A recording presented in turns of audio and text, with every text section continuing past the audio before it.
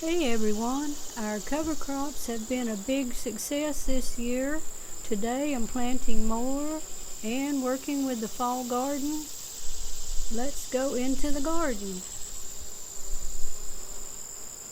This is the first area that I planted in cover crop with the buckwheat and the peas, and I've cut that down now, and this morning I'm going to do a little bit of hoeing, chop up the soil, make it loose so I can put cover crop seed in it again.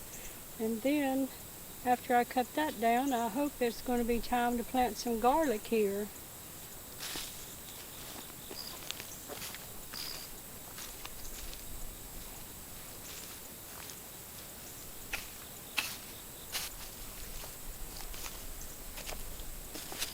I think you can see that the soil is very loose. It has a clay base, but it's not solid. But by keeping it covered in plants and keeping organic matter in it, it's made the soil very loose and workable.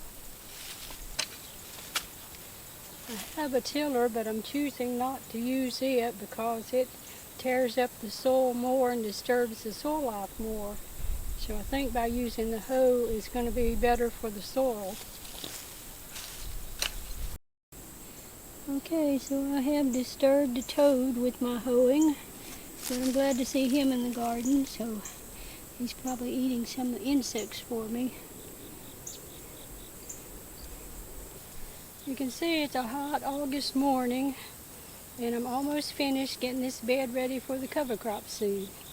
So I've tried to make it rough with highs and lows so that the seed has a place to settle into to germinate.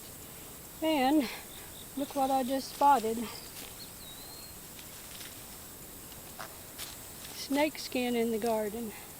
So far I have not encountered a snake, and I'm pretty glad of that.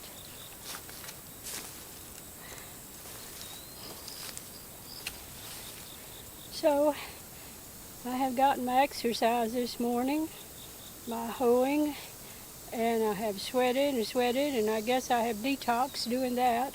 So I don't need a gym and I don't need a sauna. I had a bad case of fibromyalgia for years in the past, and I worked hard to try to overcome that, but I still wake up a lot of mornings stiff and aching. But when I get out in the garden and work, I loosen up and I feel better after that. Okay, the bed's ready, and I have some organic buckwheat seed here that I'm going to sow one more time in this garden.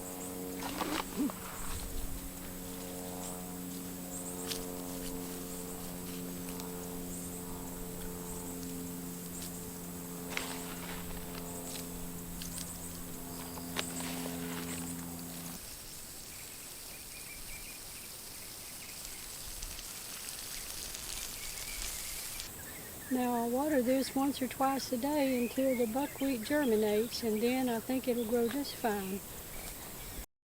Now this is where I had my second planting of the cover crop.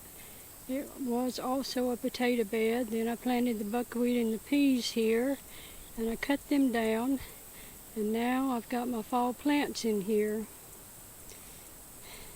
It's a little bit tough getting the fall plants started here. I've had some worms on them, and I've had some harlequin bugs on them, and I see one right here now that looks like it is probably going to die, and I don't know what that's about, but most of them look pretty good right now. This morning I'm working on this bed next to it where I had tomatoes. I've cleaned that out and taken down the stakes, and now I'm chopping that up, but it seems to be a little more solid than the bed I worked on yesterday.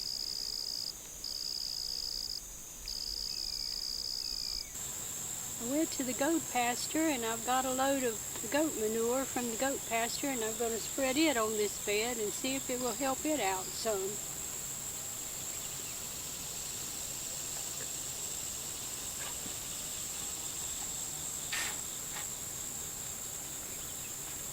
If you don't have any manure to put on your beds, I think the cover crops will go a long way in making your soil healthy, but since I do have the goat manure, I'm going to use it also.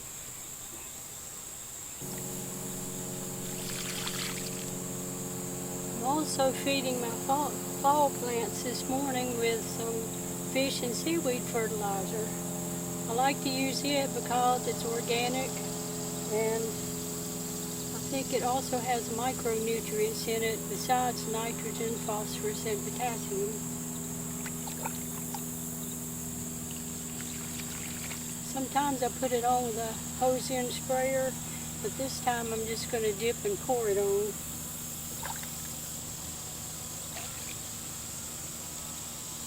I also need to check for pests on the plants this morning. As you can see, they've been getting some rough treatment by some worms and some harlequin bugs.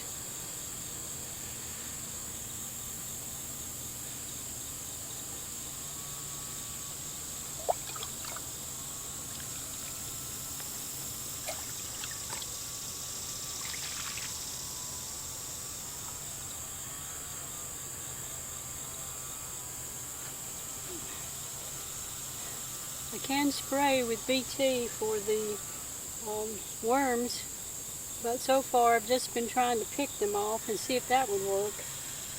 BT is a naturally occurring bacteria that's approved for organic production, and I've used it pretty often in the past on tomatoes and fall plants to help with the worms. Okay, we've moved from August into September, and the cover crops are growing again.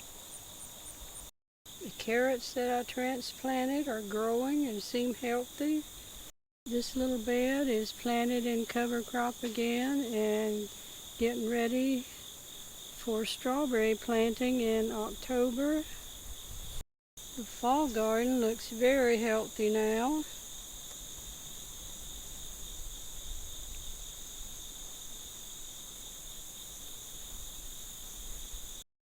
And I have started digging up my sweet potatoes.